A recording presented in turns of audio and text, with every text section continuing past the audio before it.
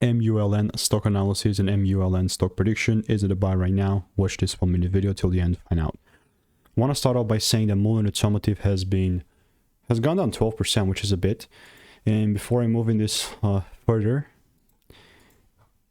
I've spent 5 figures on courses and mentors, called out thousands of correct predictions on my YouTube channel for free, and Mullen, specifically MULN, like it's been like this ticker symbol where I just pretty much demolished the short side.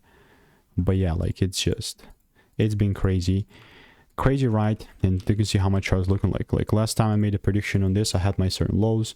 We have an upcoming reverse split on Tuesday, so that's going to be an interesting thing because we're going to times the price by 60. So we have 0.1989 times 60. We're going to be trading around 12 bucks.